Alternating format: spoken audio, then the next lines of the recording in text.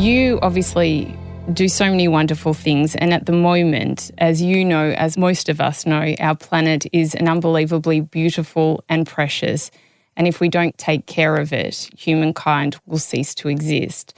So you've started this global movement called Conscious Planet. Can you tell us a little bit about that?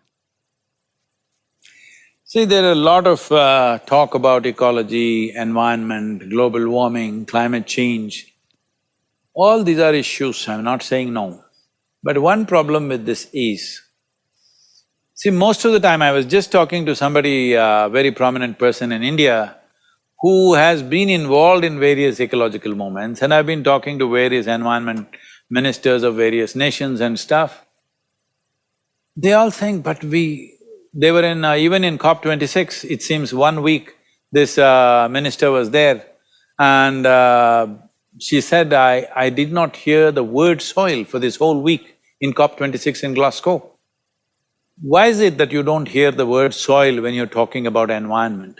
Because largely these things are crafted by urban people. They're only talking about urban problems of pure air and clean water is their problem in cities. They're only talking about that. But the real problem is soil, because soil degradation is happening at a pace that if we don't check it now, it will be out of control. To tell you the simple fact of this is, every responsible scientist in the world is clearly pointing out, by 2045, we will be producing 40% less food than what we are producing right now, and our populations will be 9.3 billion people. Not a place you want to live, isn't it? No, not at all. Not a place to leave our children in, definitely. Because 1,000 years of civilization will be destroyed in 3 days of food shortages. If there is severe food shortages, everything will be gone. So how is it that we're ignoring this? When nearly 40% of climate change is because of open soils that we have created, unprotected soils.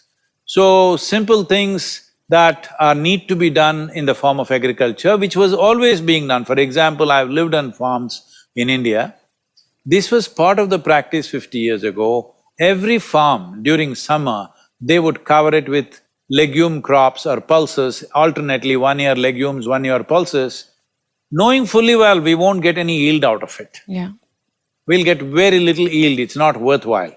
But this was kept as summer cover, this is a cover crop. And when the time comes, they were plowing back this whole crop back into the soil, very easily inches of humus. The word humus means living soil. First thing is, humanity has forgotten soil is a living entity.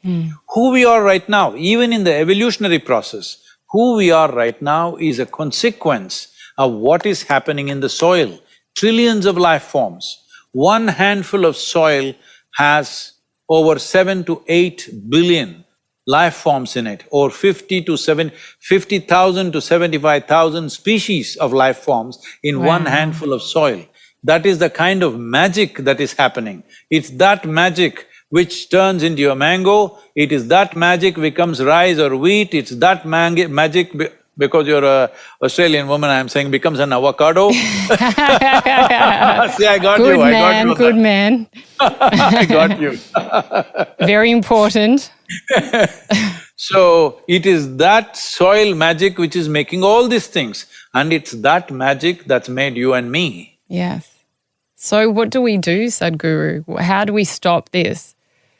So the simple thing is this, first thing to understand is, soil is not our property.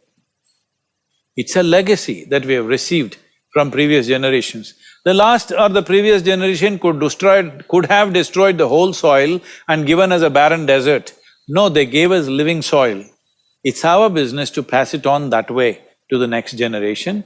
The simple thing to do, what I'm asking through the Save Soil movement is, the minimum is, minimum 3 to 6% organic content should be there in the soil if you have to keep the soil alive.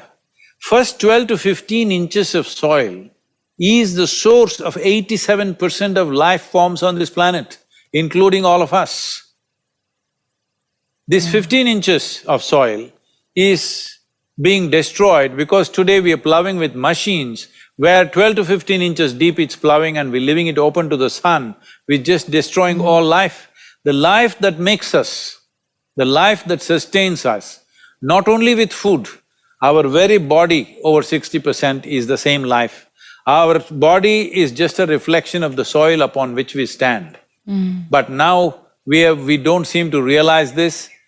The choice is just this, either we get this now when we are alive, or one day we will get it from the maggots when it's too late. Yes. So, on an average, the loss of species of microbes that's happening per year in the world is on an average about 27,000 species are being lost per year.